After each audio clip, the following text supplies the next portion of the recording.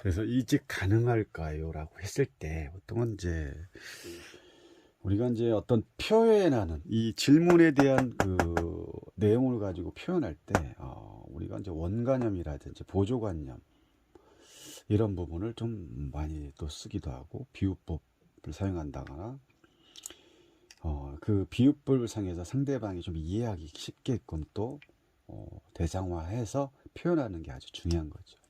그래서 원관념이라는 자체가 내가 이 내용의 스프레드된 내용을 상대에게 전달할 때 어떻게 합니까? 이 내용을 표현을 해야 되죠. 우리가 이제 어른한테 할 얘기가 있고 아이한테 할 얘기가 있는데 어른한테 하는 얘기를 아이한테 얘기를 하고자 할 때 어떻게 합니까? 어른에 대한 어떤 그 문구를 쓴다거나 그렇지 않죠. 아이한테 다시 풀어내서 아이가 이해하게끔 해석을 해주는 게 원관념인 거죠. 원관념.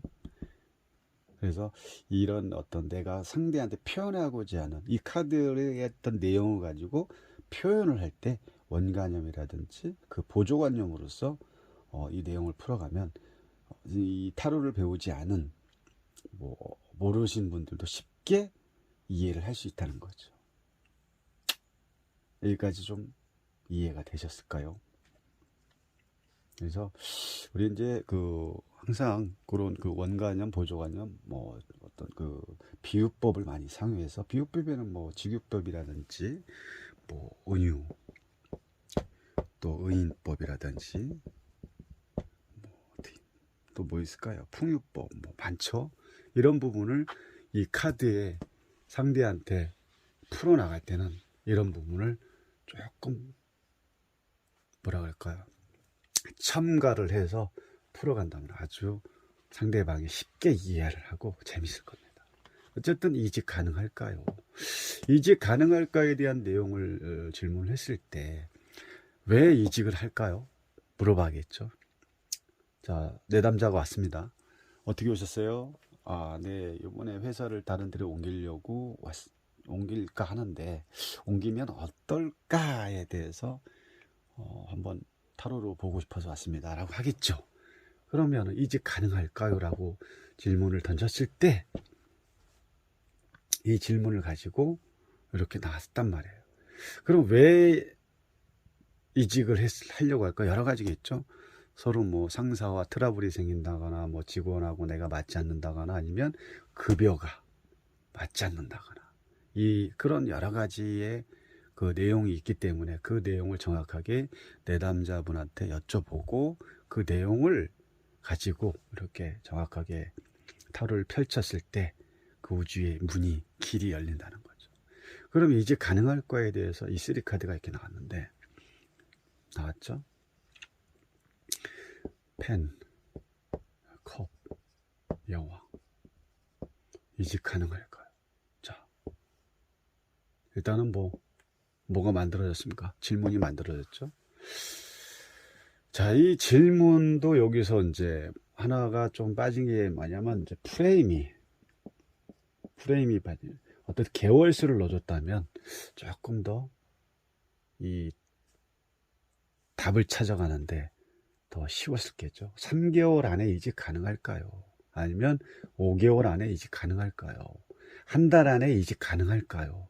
자기의 현재 상황을 거기다 두고 개월수를 넣어주고 이직 가능할 걸 넣었다면 카드는 또 달라집니다. 근데 지금은 그냥 이직 가능할 거라는 어떤 질문을 통해서 답을 찾아내야 되는 상황이기 때문에 여기서 답을 찾는다는 건 뭡니까? 이직 가능할까요? 가능하냐? 안 하냐? 이 두 가지밖에 없는 거죠.